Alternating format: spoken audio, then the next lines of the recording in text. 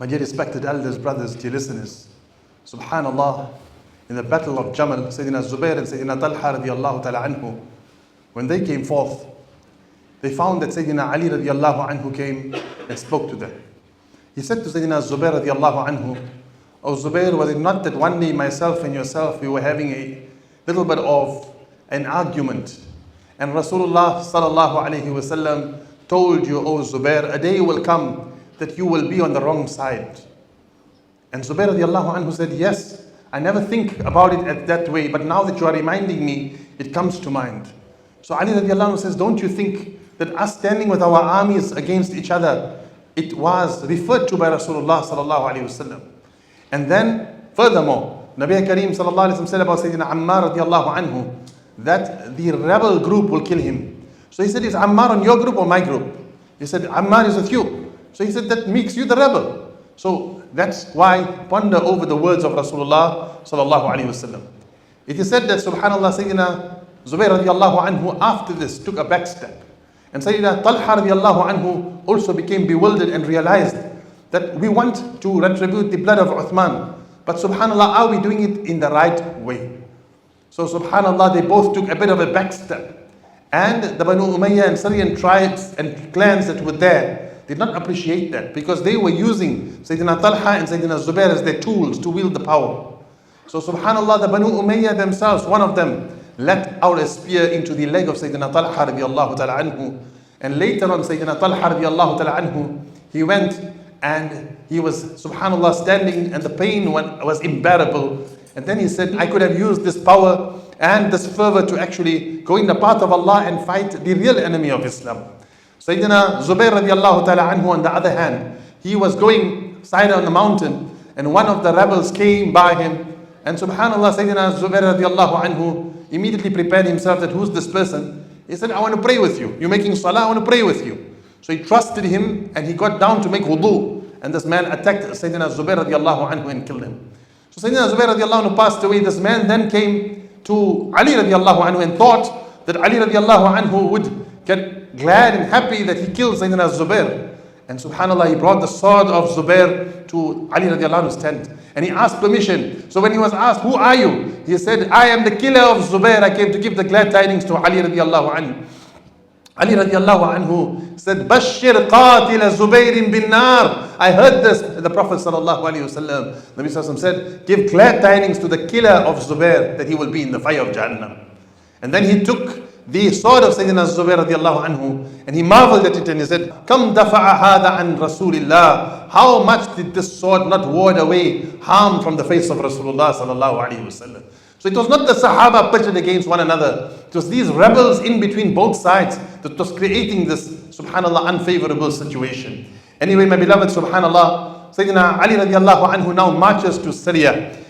Thousands and thousands, almost 80,000 troops from Basra and from Kufa, led by Sayyidina Abdullah bin Abbas radiallahu ta'ala anhu, and Ali radiallahu anhu himself, comes and they march towards Syria. The Syrian armies also come forth, and now there's a standoff. Several days go by and there is no interaction until Sayyidina Muawiyah radiallahu anhu comes, Ali radiallahu anhu comes, and there's some speech that goes between both sides.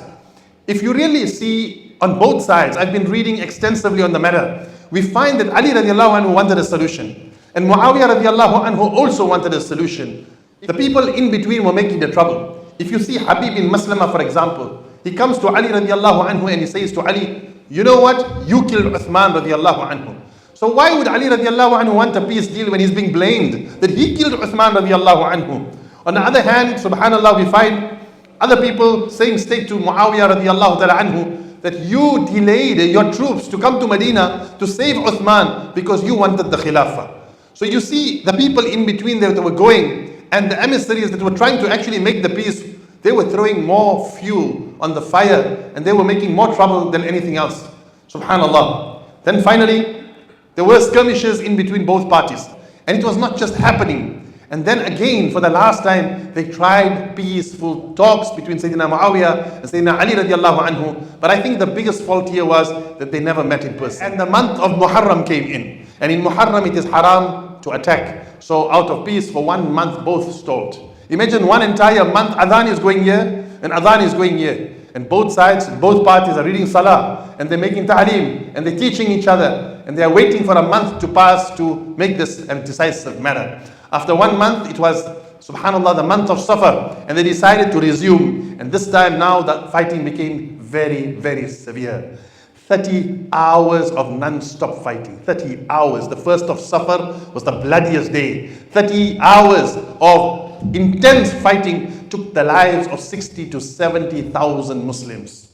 Imagine those 70,000 Muslims if they were united. They would be conquering the world. They would be tapping on the walls of China. They would be going into Europe. But subhanallah, this is what Allah subhanahu wa ta'ala says. Do not fight amongst yourselves. فَتَذْهَبَ رِيحُكُمْ. Then subhanallah, your might is gone. And then your enemy becomes greedy and envious of you. Subhanallah, and that's what exactly happened. The Romans then became emboldened to think that they can attack. And the Persians began to revolt in the lands that were taken by the Muslims, because they saw the inward fighting of the Muslims.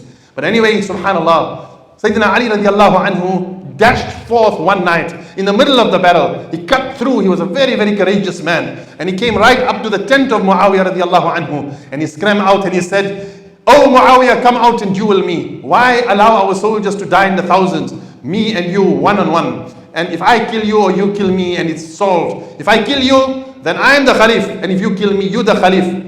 So Sayyidina Muawiyah radiallahu anhu never come out. Amr bin As radiallahu anhu told him, "Oh Muawiyah, Ali radiallahu anhu is giving a good deal, go for it." And then it's solved. And Muawiyah said, "Whoever faced Ali and came back alive?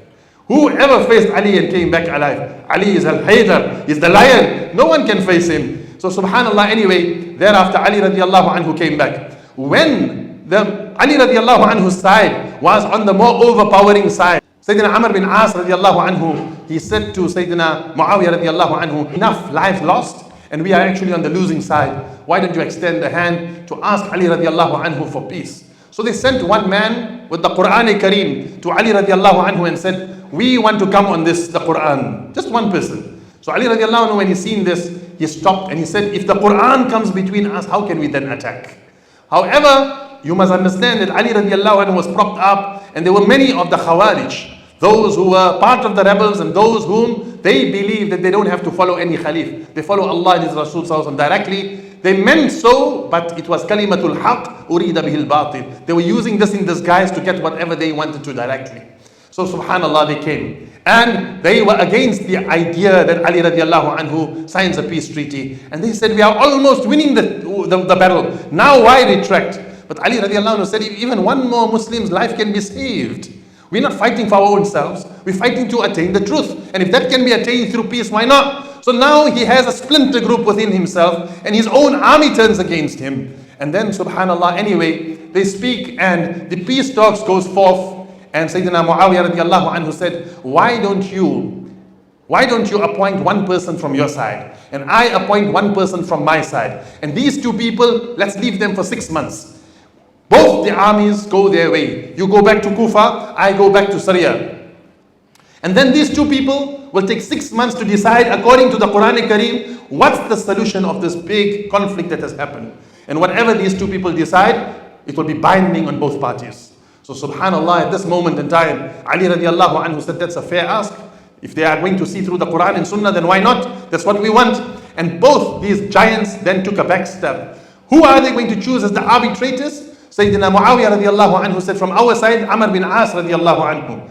And the conqueror of Egypt in the time of Rasulullah is a Sahabi of Rasulullah. On the side of Ali radiallahu anhu, he said Abdullah bin Abbas radiallahu anhu. However, Sayyidina Muawiyah said Abdullah bin Abbas is your cousin. He's a relative and he will favor. We want someone impartial. So Abu Musa Ash'ari radiallahu anhu was chosen. At first, Ali radiallahu anhu's side was not very happy because Sayyidina Abu Musa Ash'ari radiallahu anhu was a very soft person. However, ultimately it was accepted.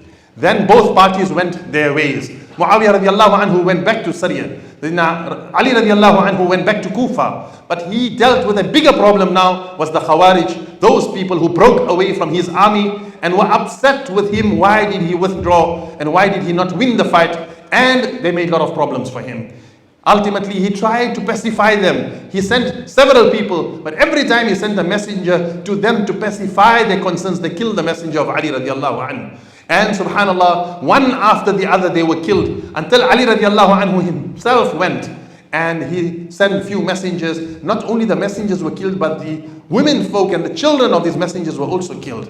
Hence the people of Kufa became wary that if we go attack Syria, or we go subhanallah, and fight elsewhere, what will happen to our women and children if these Khawarij are around us and they are killing us? So Ali radiallahu anhu then had to take up arms and fight those people who yesterday were fighting on his side. The Khawarij, what we call, those people who disguised under, subhanallah, his army.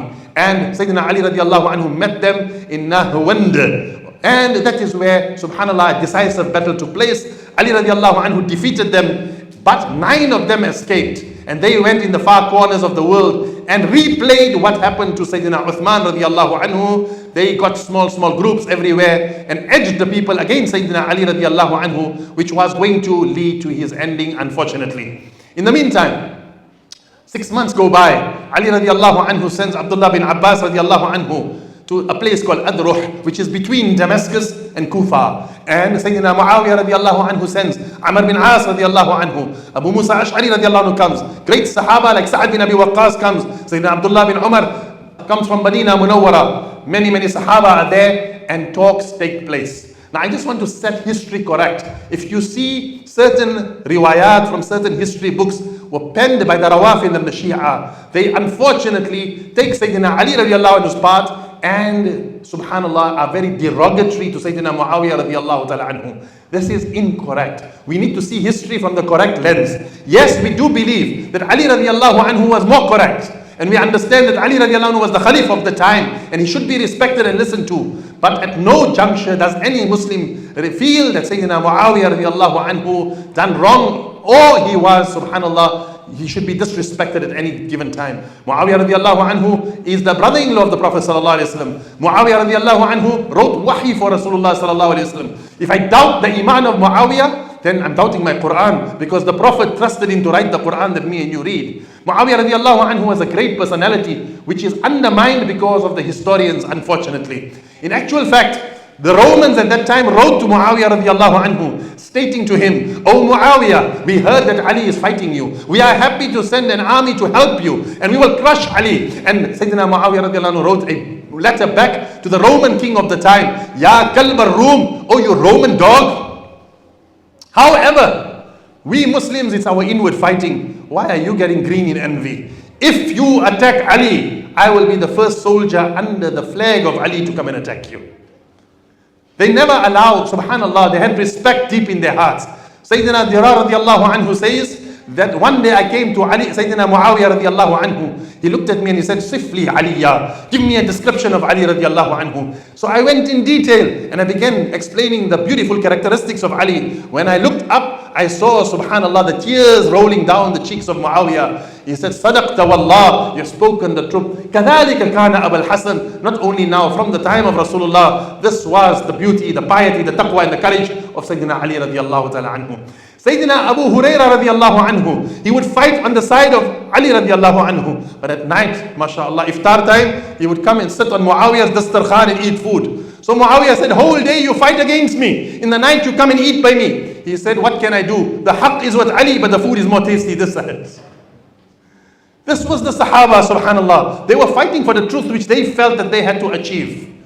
Now, Sayyidina Abu Musa Ash'ari radiallahu anhu came. Amr bin As radiallahu anhu came. And they are sitting with each other. There's great amount of deliberation between the Sahaba. And then they came to the understanding that Ali radiallahu anhu should keep to his side, Kufa and Basra. And Sayyidina Muawiyah radiallahu ta'ala anhu should keep to his side, Syria. And he should not interfere with him, and they should not interfere with him until the Muslim Ummah chooses a new Khalif. Sayyidina Muawiyah radiallahu anhu took hold of entire Syria, and now he took hold of Egypt too. Shortly thereafter, Hijaz also fell in his hands, and Yemen also fell in his hands. So the greater part of the Muslim world was under the Khalif Sayyidina Muawiyah radiallahu anhu. Ali radiallahu anhu he had Kufa and Basra, and unfortunate to him, the people of Kufa and Basra at all, they were not, subhanallah, loyal. Firstly, they were not Arabs. They were people that were conquered some years ago. So they were not Arabs, subhanallah. And Sayyidina Muawiyah enjoyed that the entire Muslim Ummah he was leading over were, subhanallah, Arabs, and many of them Sahaba that grew up under Rasulullah. Everyone understood that Ali radiallahu anhu was more rightful of the Khilafah. But subhanallah, unfortunately, Sayyidina Ali was riddled with his own problems in Kufa and Basra, which did not allow this lion to actually go out and show, subhanallah, his mane. Unfortunately, what happened was, subhanallah, this continued for a while until the same Khawarij that were at his mercy, he was at their mercy, they, subhanallah, planned an assassination plan. And one day, they said, let's get rid of Muawiyah, let's get rid of Amr bin As, and let's get rid of Sayyidina Ali ibn Abi Talib. So three of them, two Tamimis and Ibn Muljim, they sent one to Egypt, they sent one to Syria, and they sent one to, subhanallah, Kufa, to assassinate all these three Sahaba.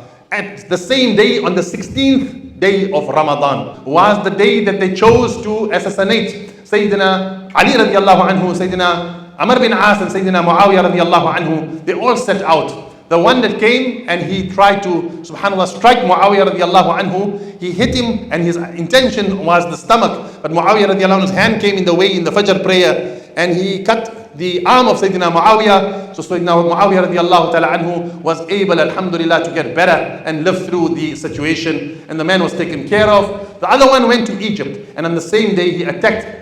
But subhanallah, that day just happened that Amr bin As was absent from Salah. So one of his army generals was leading the Salah. From behind they wore the same amama. So he attacked the army general and killed him. So Amr bin As became spared. And at the same night, back in Kufa, there was two people waiting behind the door. And when Sayyidina Ali radiallahu anhu came for the Fajr Salah, they attacked him and hit him on his head, right in the middle of his skull. Sayyidina Ali radiallahu anhu fell. Ibn Muljim hit him. But look at the justice of Sayyidina Ali radiallahu anhu. He told Hassan radiallahu anhu, "Oh Hassan, if I live through, then we will lock him up. Only if I die, you can take qisas. You can only kill him if I die, otherwise you can't kill him." And subhanallah, they asked Ali radiallahu anhu, "Who will be the Khalif after you?" He said, "I will not say who you choose." And furthermore, subhanallah, Ali radiallahu ta'ala anhu, when he passed away, Ibn Muljim was put to the sword. It is said that subhanallah, till today no one knows where his grave is. Sayyidina Hassan radiallahu anhu made sure that he hid the traces of Sayyidina Ali radiallahu anhu's grave. Because the Khawarij was so anti-Ali, they feared that they will take his body out and they would disseminate it. At that moment, subhanallah, Hassan radiallahu anhu then becomes the Khalif of Islam. The fifth Khalif of Islam, Hassan radiallahu anhu. All the people of Kufa and Basra took the bay'ah on his hands. Allahu Akbar, but still the tension is between him and Muawiyah radiallahu ta'ala anhu. The Muawiyah radiallahu anhu's forces come forth. Sayyidina Hassan radiallahu anhu's forces come forth. But then a letter comes from Muawiyah. "I never come to attack you. I came to have peace talks." Sayyidina Hassan radiallahu ta'ala anhu then realized that Nabi sallallahu alayhi wa sallam said a beautiful hadith about him, that this child of mine that I'm holding will become a peacekeeper between two massive groups of the Muslimin. And hence Hassan radiallahu anhu took it upon himself, despite his own people being against him. And he sent a letter that, "I want peace, O Muawiyah. I'm ready to give the khilafat to you in totality. You become the Khalif and I will take bay'ah on your hands. My conditions are, you give peace to all the family members of Ali radiallahu anhu and don't attack anyone that was on his side. Number two, subhanallah, you follow the Quran and Sunnah. And subhanallah, number three is, you make a stipulant for us, the Ahlul Bayt, from the Baytul Mal." The person that took the letter to Muawiyah radiallahu anhu added on there that after Muawiyah, Sayyidina Hassan, if he's living, he must become the Khalif again. And subhanallah, he added upon there that all the jizya that comes from all the lands of Persia and Kufa must come to Sayyidina Hassan. But Sayyidina Muawiyah never know that this is not from Sayyidina Hassan, but yet he accepted it. He was so, that shows their willingness for peace.